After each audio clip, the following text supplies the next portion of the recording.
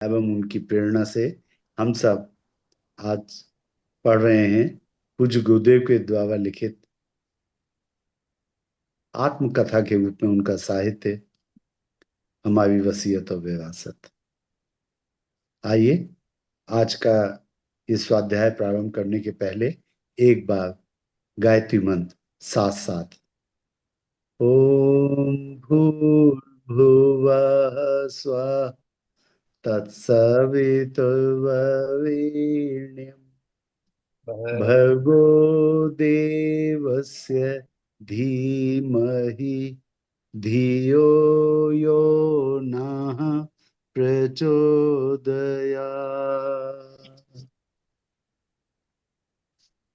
ओम वंदे भगवतीं देवीं श्रीरामञ्च जगद्गुरुं पादपद्मे तयो श्रुत्वा प्रणमामि मुहुर्मुहुः। मातुवत् लालित्वी च पितवत् मार्गदर्शिका नमोस्तु गुरुसत्ताय श्रद्धा प्रज्ञायुता च भगवत्या जगन्मातु श्रीरामस्य जगद्गुरु पादुकायुगले वन्दे श्रद्धा प्रज्ञा स्वरूप्यो नमोस्तु गुरुवे तस्मै गायत्री रूपणे सदा यस्य वाग्मतं हन्ति विषं संसार संज्ञकम् असंभवं संभवकर्तुमुद्यतं प्रचंड झंझाव्रतिरोध सक्षमम् युगस्य निर्माण कृते समुद्यतं परम महाकालममुं नमाम्यहम्। त्वदीयं वस्तु गोविंद तुभ्यमेव समर्पये। आइए परम पूज्य गुरुदेव पंडित श्री राम शर्मा आचार्य, परम वंदनीय माता जी श्रीमती भगवती देवी शर्मा की सूक्ष्म उपस्थिति में उनकी कृपा से हम लोग उनका ये स्वाध्याय पढ़ रहे हैं। जिस हवा में लोग सांस ले रहे हैं उसमें जो भी सांस लेता है वह अचिंत्य चिंतन अपनाता और दुष्कर्म करता है। पूज्य गुरुदेव यहाँ पर ये बता रहे हैं कि उनके जीवन का उद्देश्य जो है वो दादा गुरुदेव ने निर्धारित कर दिया है। वो है कलयुग को हटा करके सतयुग की स्थापना।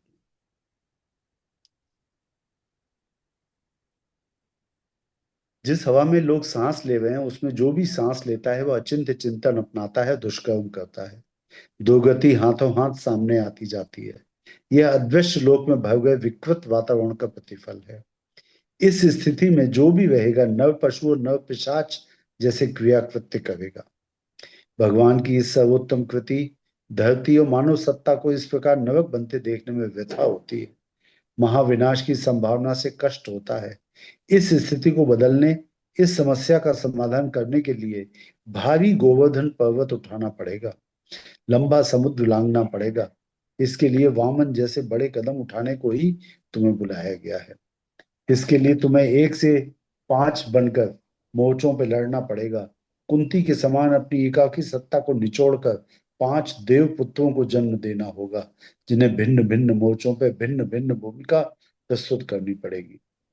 यहाँ पे गुरुदेव ने बातों ही बातों में ये बता दिया कि किस तरह से उन्होंने अपने जीते जी 5 प्राण 5 देव वाली जो पुस्तक लिखी थी उसको अपने जीवन में चरितार्थ करके और 5 अपनी कृतियां बना ली थी। उनके अलग अलग काम भी उन्होंने बताए एक जगह कि एक क्लोन केवल हर समय पूजा करता रहता है। एक क्लोन का काम उनका वो घूम घूम करके सभी लोगों की रक्षा करना, गायत्री परिवार के लोगों को सपोर्ट करना और बाकी गुरुदेव के जो भी काम है उन्हीं सब कामों को बांट बांट के वो 5 क्लोन उनके वो गुरुदेव के काम करते रहे। मैंने बात के बीच में विक्षेप करते हुए कहा, यह तो आपने परिस्थितियों की बात कही। इतना सोचना और समस्या का समाधान खोजना आप बड़ों का काम है। देखिए पूज्य गुरुदेव कितनी साधना, वह चैतन्य सत्ता जो रामकृष्ण परमहंस के रूप में थी, कितनी विनीत, कितनी विनम्र, कितनी सरल, समर्पण के भाव से युक्त, कितनी बड़ी बात कह रहे हैं। मैंने बात के बीच में विक्षेप करते हुए कहा, यह तो आपने परिस्थितियों की बात कही। इतना सोचना और समस्या का समाधान खोजना आप बड़ों का काम है। आप लोगों को बताऊं, एक बार की बात है। परम पूज्य गुरुदेव के समकालीन एक सज्जन हुए हैं जे कृष्णमूर्ति। उनका पूरा नाम जन कृष्णमूर्ति है। उनके ऊपर जो कुछ ब्रिटिशर्स और यूरोपियन डिसेंट के लोग थे, वो भारत में आकर के रहने लगे थे, कर्नल अर्काट, मैडम ब्लावर्ट्स की, जो एक ऐसा ग्रुप बना करके चलते थे जो ये मानता था कि हिमालय में बहुत उच्च स्तर की संत आत्माएं रहती हैं, और कलयुग को पलट करके सतयुग लाने का काम किसी एक चैतन्य आत्मा को करना है।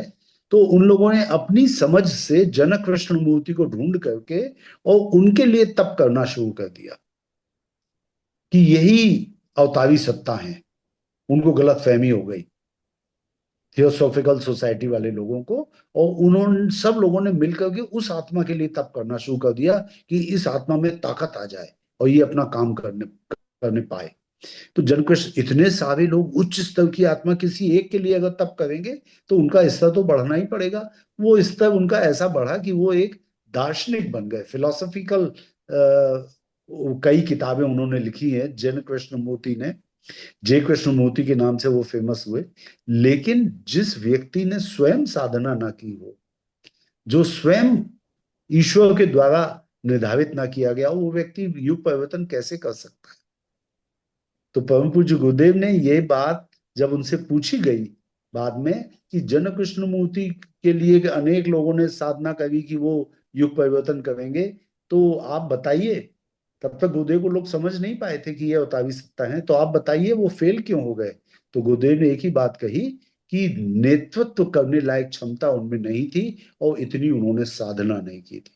तो इतनी साधना का बल होने के बाद भी देखिए गुरुदेव में कितनी विनम्रता, कितनी विनीत और सरल, कितने विनीत हैं गुरुदेव, कितने सरल हैं गुरुदेव। वो दादा गुरुदेव से कह रहे हैं कि ये आपने परिस्थितियों की बात कही, इतना सोचना और समस्या का समाधान खोजना आप बड़ों का काम है।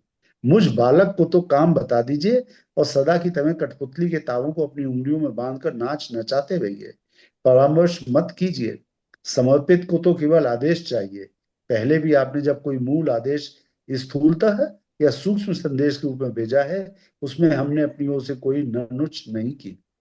गायत्री के 24 महापुरुष चरणों के संपादन से लेकर स्वतंत्रता संग्राम में भाग लेने तक, लेखनी पकड़ने से लेकर विराट यज्ञ आयोजन तक, एवं विशाल संगठन खड़ा करने से लेकर करोड़ों की स्थापनाएं करने तक, आपकी आज्ञा, संरक्षण और मार्गदर्शन ने ही सारी भूमिका निभाई है।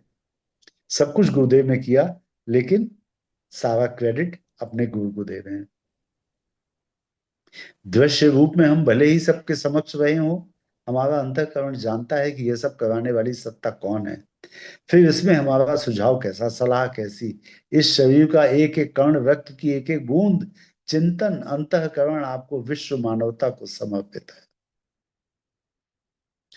ये होना चाहिए गुरु का कर्तव्य।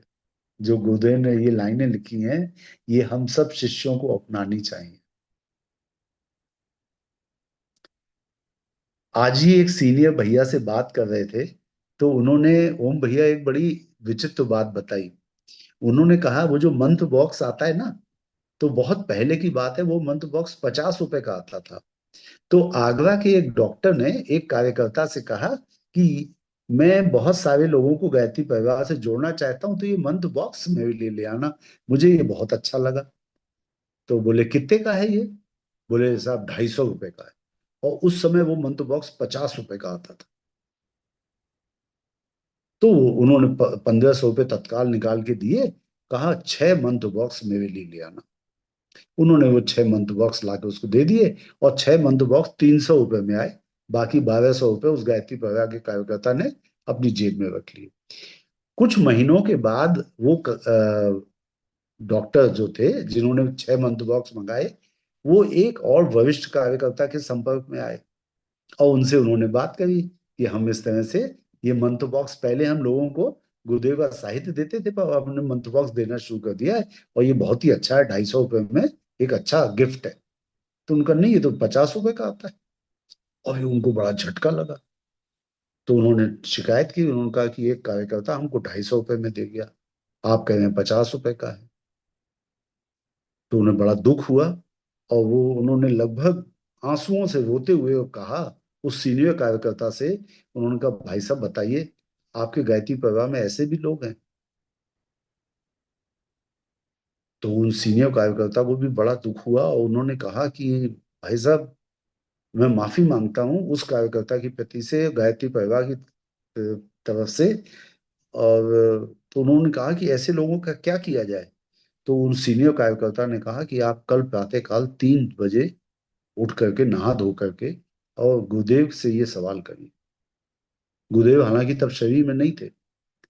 उनका 3 बजे आप उठ करके और पूरा तरीका बताया कि कैसे सर के ऊपर 10 बार हाथ फिराइएगा और पहले 10-15 बार गहरी गहरी सांस लीजिएगा, अंदर की सारी हवा बाहर निकाल दीजिए और भावना करिए कि अंदर के सारे विचार निकल गए और मन में जो भी विचार आ रहे हैं गुरुदेव के हैं। और फिर देखिए गुरुदेव ने क्या आपसे कहते हैं। कुछ दिनों बाद वो गुरुदेव के विचारों को जानने के लिए वो सीनियर कार्यकर्ता उनसे बोले, आपने गुरुदेव से संपर्क किया? बोले हाँ, मैंने संपर्क किया। तो बोले गुरुदेव ने क्या कहा? बोले गुरुदेव ने कहा बेटा, जो कोई ये बच्चे ये पैसा कमा रहे हैं इनको कमा लेने दे। बोले इससे मैं बहुत निश्चिंत हो जाता हूं कि ये जो कुछ गायत्री परिवार में काम कर रहा है इसके बदले में पैसा चाहता है, और पैसा तो मेरे बाएं हाथ का काम है, जितना चाहे इसको दे सकता हूँ। बोले मेरी सारी समस्या तो वो ईमानदार कार्यकर्ता हैं जो बिना एक पैसे की हेरा फेरी किए और अपने पैरों पे खड़े होकर के हर समय ईमानदारी के साथ कार्य करते रहते हैं, क्योंकि वो मेरे तप की शक्ति का एक अंश मुझसे चाहते हैं। वो मेरे तप में हिस्सा बटाना चाहते हैं। मेरी समस्या तो वो ईमानदार कार्यकर्ता है, तू इनकी चिंता मत कर, जो पैसा कमा ले गए कमा लेने दे। तो ये सोचिए कि अगर हम ईमानदारी से गुरुदेव का कार्य कर रहे हैं तो हम गुरुदेव के तप में हिस्सेदार बन रहे हैं। कितनी बड़ी बात कह रहे हैं गुरुदेव। और एक शिष्य को कैसा होना चाहिए, ये इन लाइनों में गुरुदेव ने लिखा है। इस शरीर का एक एक कण, रक्त की एक एक बूंद, चिंतन, अंतःकरण आपको, विश्व मानवता को समर्पित है। उन्होंने प्रसन्न वदन स्वीकारोक्ति प्रकट की एवं परवावाणी से निर्देश व्यक्त करने का उन्होंने संकेत किया। बात जो विवेचना स्तर की चल रही थी सो समाप्त।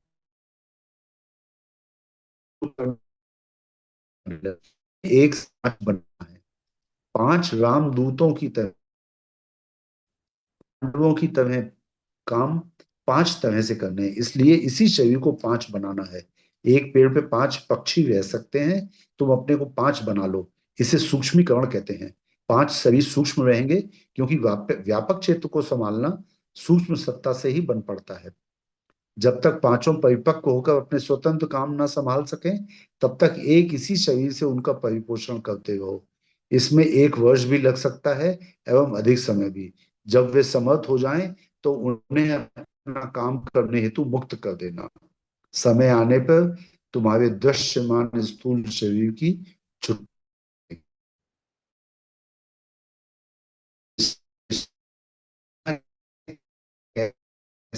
उन्होंने अपनी वाणी में समझा दिया। इसका विवरण का आदेश, मतलब अब जो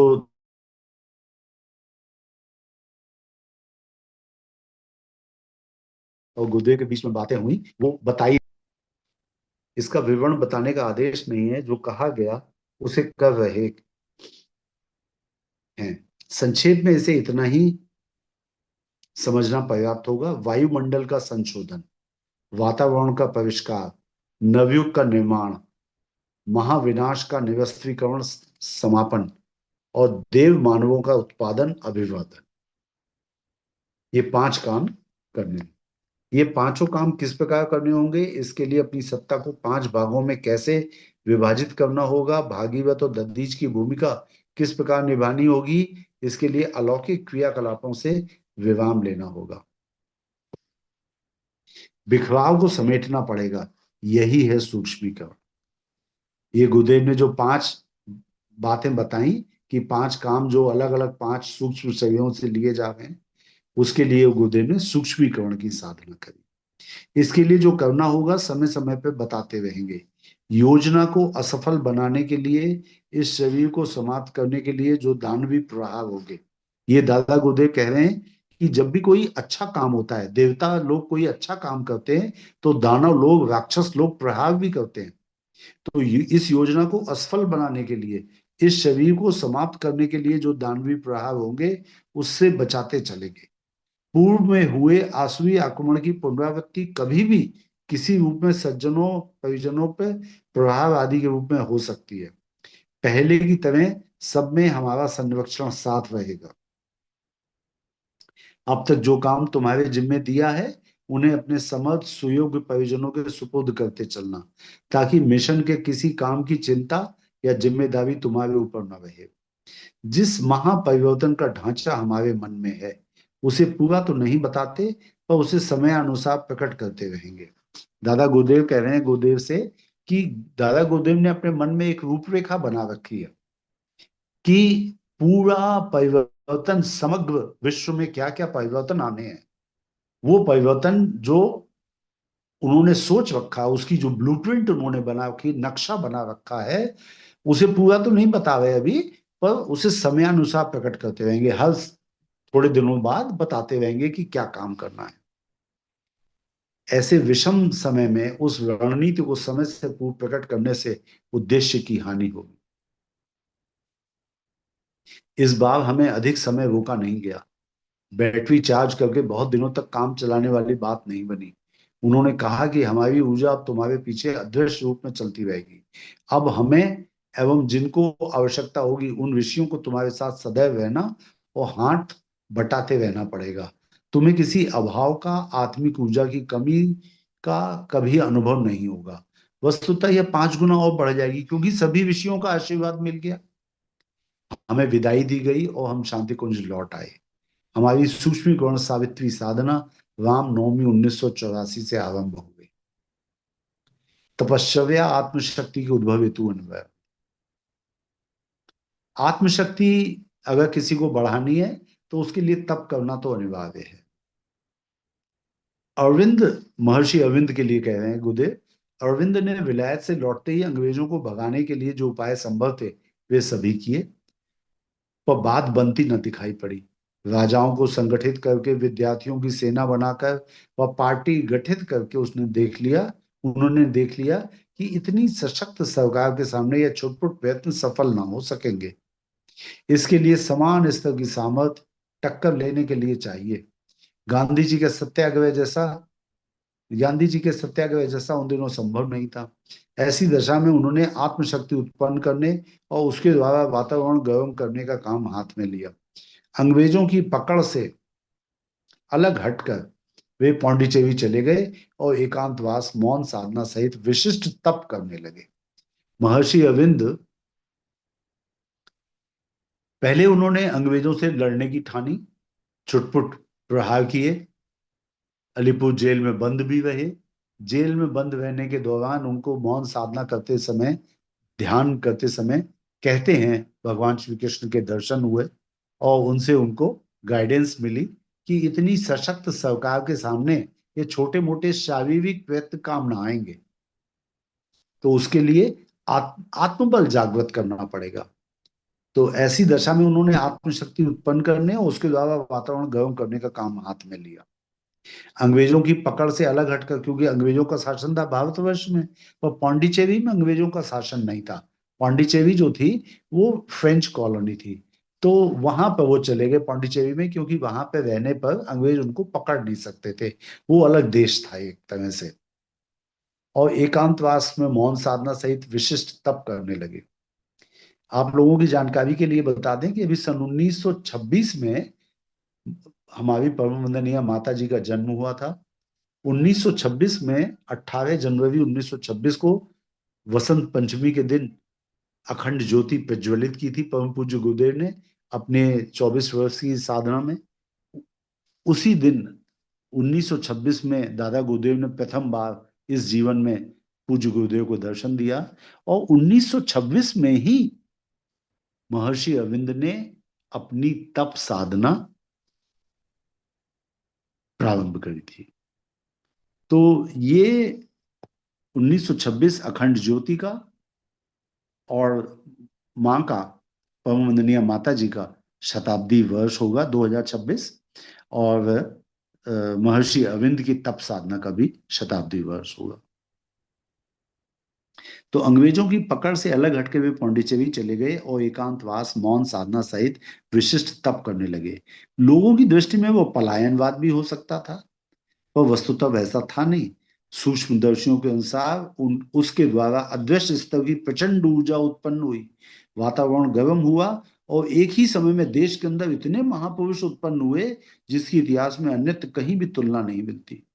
राजनैतिक नेता कभी भी उत्पन्न हो सकते हैं, कहीं भी उत्पन्न हो सकते हैं, कोई भी हो सकते हैं, किंतु महापुरुष हर दृष्टि से उच्च स्तरीय होते हैं।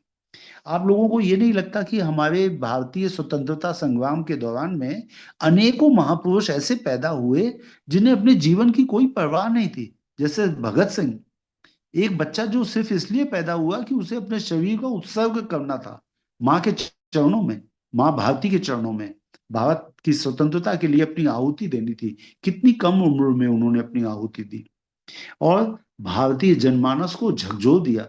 भारतीय युवाओं को उन्होंने प्रेरणा ऐसी दी कि सारे भारतीय युवा स्वतंत्रता आंदोलन में सम्मिलित होने के लिए लालायित हो उठे। तो ये सब जो पवित्र आत्माएं आई भारतीय स्वतंत्रता संग्राम में भाग लेने के लिए, वो महर्षि अरविंद की जो तप थी, तप साधना थी, तप की शक्ति थी, उसके कारण हुआ। वही बात गुरुदेव लिख रहे हैं, राजनीतिक नेता कहीं भी उत्पन्न हो सकते हैं और कोई भी हो सकते हैं, किंतु महापुरुष हर दृष्टि से उच्च स्तरीय होते हैं, जिनका व्यक्तित्व कहीं अधिक ऊंचा होता है। जनमानस को उल्लसित, आंदोलित करने की क्षमता भी उन्हीं में होती है। 2000 वर्ष की गुलामी में बहुत कुछ गंवा बैठने वाले देश को ऐसे ही कर्णधारों की आवश्यकता थी। हम लोग हजारों वर्षों की मुगलों की गुलामी, अंग्रेजों की गुलामी, और हम अपनी संस्कृति को पीछे छोड़ चुके, हम अपनी संस्कृति से बिल्कुल ऐसा नाता तोड़ चुके कि शिखा और तिलक लगाने में अपना अपमान महसूस करने लगे।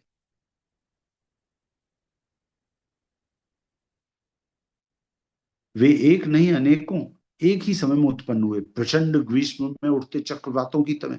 फलतः अरविंद का वह संकल्प कालांतर में ठीक प्रकार संपन्न हुआ जिसे वे अन्य उपायों से पूरा कर सकने में समर्थ नहीं हो पा रहे थे। शुरू में उन्होंने स्थूल छवि वाले काम किए, बम विस्फोट किए, बच्चों को जोड़ा और युवाओं की सेना खड़ी की, लेकिन उससे कुछ हो नहीं पाया। फिर जब उन्होंने आत्मबल अर्जित किया तो अनेक प्रचंड आत्माओं को, अनेक पवित्र आत्माओं को, अनेक महान पुरुषों को जन्म लेने के लिए बाध्य कर दिया। अध्यात्म विज्ञान के इतिहास में उच्च स्तरीय उपलब्धियों के लिए तप साधना एकमात्र विधान उपचार है। वह सुविधा भरी विलासी रीति नीति अपनाकर संपादित नहीं की जा सकती। एकाग्रता और एकात्मता संपादित करने के लिए बहुमुखी वाह्योपचारों में, प्रचारों, प्रयोजनों में भी निरत नहीं रहा जा सकता। उससे शक्तियां बिखरती हैं। फलतः केंद्रीय कवण का वह प्रयोजन पूरा नहीं होता जो सूर्य किरणों को आतिशी शीशे पर केंद्रित करने की तरह अग्नि उत्पादन जैसी प्रचंडता उत्पन्न कर सके। गुरुदेव लिख रहे हैं महर्षि अरविंद की तप साधना के लिए कि जैसे हम लोग bike convex lens, magnifying glass से सूर्य की एक किरणों को, आदरणीय डॉक्टर साहब, ये उसी का एक शब्द हुआ ना, मैग्नीफाइंग ग्लास का। हाँ, आतिशी शीशा। तो ये जो मैग्नीफाइंग ग्लास से जिस तरह सूर्य की किरणों को एक जगह केंद्रित करते हैं, वैसे ही महर्षि अरविंद ने इतनी तप साधना की कि उन्होंने आत्मशक्ति का नियोजन अपने भारतवर्ष को मुगलों से और जो अंग्रेजों से गुलामी के कारण जो इसमें कार्पण्यता, एक कायरता, एक बिल्कुल अनुत्साहित जीवन बन गया था लोगों का, बिल्कुल चुपचाप बैठे हैं, घिसा पिटा जीवन, जो हो रहा है होने दो, हम क्या कर सकते हैं। ये इस तरह की भावनाओं को हटा करके एक उल्लास भरा जीवन, उसमें उसमें उन्होंने प्राण शक्ति डाल दी और ऐसी ऐसी महान आत्माएं पैदा हुई जैसे भगत सिंह जैसी महान आत्माएं पैदा हुई जिन्होंने अपनी आहुति दी मां भारती के चरणों में, और हम सब लोग आजादी की ओर बढ़ चले। फलतः केंद्रीयकरण का वह प्रयोजन पूरा नहीं होता जो सूर्य किरणों को आतिशी शीशे पे केंद्रित करने की तरह अग्नि उत्पादन जैसी प्रचंडता उत्पन्न कर सके। 18 पुराण लिखते समय व्यास उत्तराखंड की गुफाओं में वसुधरा शिखर के पास चले गए। साथ में लेखन कार्य की सहायता करने के लिए गणेश जी इस शर्त पर रहे कि एक भी शब्द बोले बिना सर्वथा मौन रहेंगे। गणेश जी जब पुराण लिखने के लिए तैयार हुए तो उनकी शर्त थी कि आप इतनी जल्दी जल्दी बोलेंगे कि मुझे बोलने का मौका ना मिले। गणेश जी ने यह कहा था कि अगर मैं रुक गया लिखते लिखते और आप बोले नहीं तो मैं छोड़ दूंगा काम। तो साथ में लेखन कार्य की सहायता के लिए गणेश जी इस शर्त पर रहे कि एक शब्द भी बोले बिना सर्वथा मौन रहेंगे। इतना महत्वपूर्ण कार्य इससे कम में संभव नहीं हो सकता था। भारतीय स्वाधीनता संग्राम के दिनों में महर्षि रमण का मौन तब चलता रहा। इसके अतिरिक्त भी हिमालय में अनेक उच्च स्तरीय तपश्चर्याएं इसी निमित्त चली। देखिए, हम लोग समझते हैं कि केवल गांधी जी के प्रयासों से या चंद स्वतंत्रता संग्राम के नेताओं के प्रयासों से अंग्रेज गए, ऐसा नहीं था। सुभाष चंद्र बोस और उनकी सेना के हजारों लोगों ने अपनी आहुति दी और कितनी उच्च स्तरीय आत्माओं ने हिमालय में बैठ करके तब किया इस निमित्त, तब जाकर के हम लोग आजाद हो पाए। भारतीय स्वाधीनता संग्राम के दिनों में महर्षि रमण का मौन तब चलता रहा। जिस समय महर्षि रमण, महर्षि अरविंद इस धरती पे थे, उसी समय रामकृष्ण परमहंस इसी धरती पे थे। और इन तीन चेतनाओं को भारतीय धर्मों में, सनातन धर्म में ईश्वर के आंशिक अवतार की उपमा दी जाती है। ये तीनों चेतनाएं अंश अवतार की तरह से थी, अर्थात इतनी पवित्र आत्माएं थी, इतनी समर्थ और इतने गहन तप किया हुआ था इन लोगों ने। महर्षि रमण ने मौन तप किया अरुणाचलम पर्वत पर बैठ करके साउथ इंडिया में, पौंडीचेरी में महर्षि अरविंद ने तप किया, और कलकत्ता के पास रामकृष्ण परमहंस ने भक्ति की एक ऐसी लौ जगाई स्वामी विवेकानंद और अपने अन्य शिष्यों के द्वारा, जिसने भारतवर्ष में भक्ति भावना का प्रचार प्रसार किया। भारतीय स्वाधीनता संग्राम के दिनों में महर्षि रमण का मौन तब चलता रहा। इसके अतिरिक्त भी हिमालय में अनेक उच्च स्तरीय तपस्याएं इसी निमित्त चली। राजनेताओं द्वारा संचालित आंदोलनों को सफल बनाने में इस अदृश्य सूत्र संचालन का कितना बड़ा योगदान रहा, इसका स्थूल दृष्टि से अनुमान न लग सकेगा, किंतु सूक्ष्मदर्शी तथ्यान्वेषी उन रहस्यों पर पूरी तरह विश्वास करते हैं। जितना बड़ा कार्य उतना बड़ा उपचार के सिद्धांत को ध्यान में रखते हुए इस बार विशिष्ट तपश्चर्या वातावरण के प्रवाह को बदलने सुधारने के लिए की गई है। इसलिए उसका स्तर और स्वरूप कठिन है। आरंभिक दिनों में जो काम कंधे पर आया था वह भी लोक मानसों को परिशुद्ध करने, जागृत आत्माओं को एक संगठन सूत्र में पिरोने और रचनात्मक गतिविधियों का उत्साह उभारने का था। इतने भर से काम चल जाया करे तो इसकी व्यवस्था संपन्न लोग अपनी जेब से अथवा दूसरों से मांग जांच कर आसानी से पूर्ण कर लिया करते, और अब तक स्थिति को बदलकर कुछ से कुछ बना लिया गया होता। गुरुदेव कह रहे हैं कि स्थिति इतनी खराब हो गई थी, लोक मानस में इतनी विकृति आ गई थी कि उसका परिष्कार करने के लिए अनेक जागृत आत्माओं को एक संगठन सूत्र में पिरोना पड़ा। अगर केवल ये छोटा मोटा काम होता कोई, तो कोई भी व्यक्ति अपने जेब से पैसा खर्च करके और जागृति ला सकता था, पर ऐसा हो नहीं सकता। अनेकों आत्माओं को इस निमित्त, इस प्रयोजन में लगाना था, उनको एक सूत्र में जोड़ना था। कईयों ने पूरे जोर शोर से ये प्रयत्न किए भी हैं, प्रचारात्मक साधनों के अंबार भी जुटाए हैं, पर उसके बलबूते कुछ ऐसा ना बन पड़ा जिसका कारगर प्रभाव हो सके।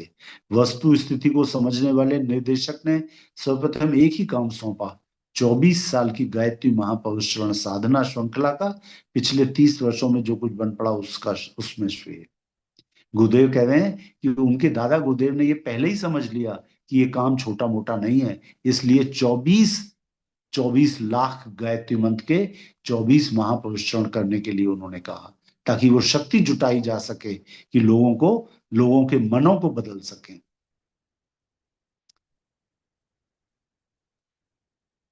24 साल की गायत्री महापुरुषण साधना श्रृंखला का पिछले 30 वर्षों में जो कुछ बड़ा बन पड़ा उसमें श्रेय है।